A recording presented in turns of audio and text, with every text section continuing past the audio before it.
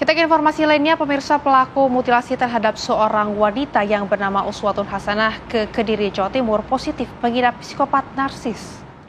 Hal ini pemirsa diketahui dari hasil serangkaian tes kejiwaan yang dilakukan terhadap tersangka RTH.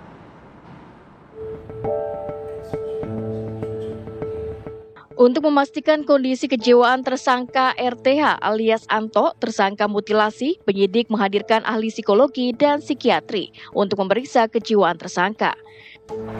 Dari hasil tes kejiwaan didapati bahwa tersangka mengidap psikopat narsis, di mana tersangka memiliki emosi yang meledak dan tak memiliki rasa iba dalam melakukan aksinya. Hal tersebut terlihat dari aksi tersangka yang dengan tenang memutilasi korban dengan waktu yang cukup lama hingga akhirnya potongan tubuh korban dibuang di beberapa wilayah di Kabupaten Jawa Timur. Psikopat ini pada saat melakukan ya antisosial, tidak punya perasaan yang iba gitu terhadap korban apabila sudah merasa ketersinggungan dan sebagainya, ya. Intinya emosinya itu meledak-ledak dan kurang keibaannya itu kurang gitu. Dari Surabaya, Jawa Timur, Syamsul Huda, TV One mengabarkan.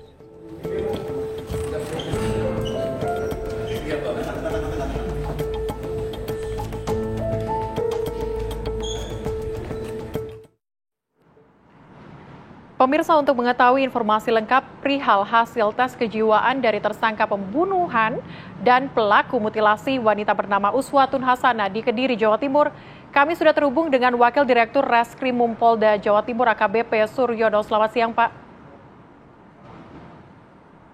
Selamat siang, Mbak. Oke, Pak Suryono, bisa disampaikan bagaimana kemudian hasil tes dari pelaku? Silakan.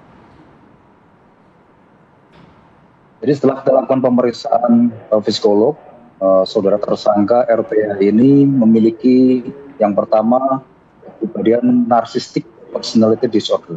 Artinya yang bersangkutan mempunyai kecenderungan egois, kemudian narsis, sinis, dan juga selalu menuntut perhatian dan selalu tidak bahagia.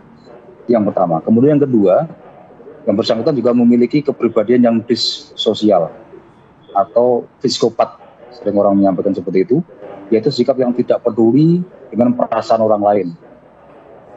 Kemudian bersikap tidak bertanggung jawab, tidak mampu menjaga hubungan secara lama dan tega. Itu yang dihasilkan dari pemeriksaan kami kepada psikolog. Kemudian yang selanjutnya, Mbak, motif ya dari tindakan ataupun pemeriksaan oleh psikolog, muncul motif dari pembunuhan tersebut yaitu sakit hati karena yang bersangkutan melihat langsung perselingkuhan antara korban dengan laki-laki lain. Itu yang menjadi pemicu utama dan menjadi motif dari pembunuhan ini. Demikian, Mbak. Oke, baik Pak. Ini tapi jika dilihat dari hasil forensik, mutilasi ini dilakukan dengan cara menggunakan pisau saja atau ada alat lain, Pak? Jadi hasil dari forensik, laboratorium forensik juga sudah keluar, Mbak. Dari hasil pemeriksaan dan hasil dari forensik itu menyampaikan bahwa yang bersangkutan memotong bagian-bagian tubuh itu dengan sangat kecil-kecil sayatannya, sehingga ini identik dengan barang bukti yang kita sita, yaitu pisau dapur yang dibeli menurut keterangan tersangka dari salah satu retail modern di wilayah Kabupaten Kediri.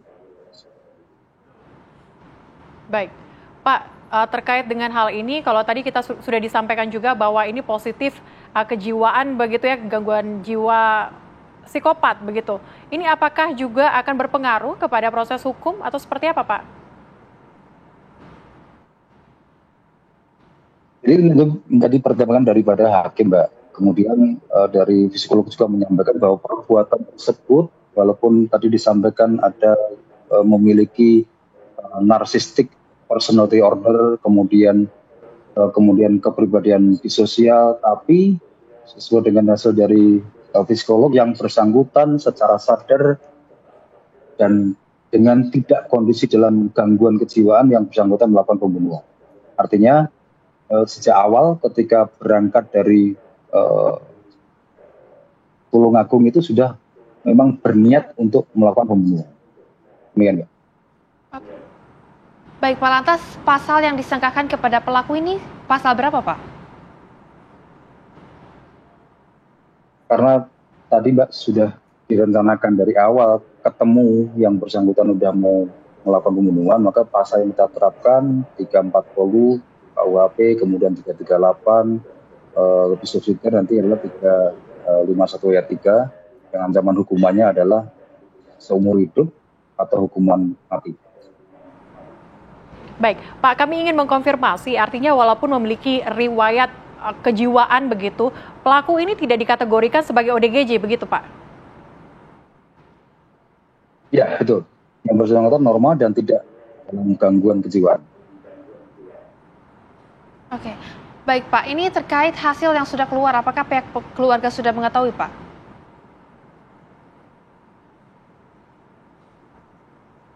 Secara ini memang tidak kita beritahukan langsung kepada keluarga, belum kami beritahu kepada keluarga. Ini hasil dari pemeriksaan psikolog yang dilakukan oleh penyidik terkait dengan kejiwaan daripada yang bersangkutan, dalam hal ini tersangka. Baik.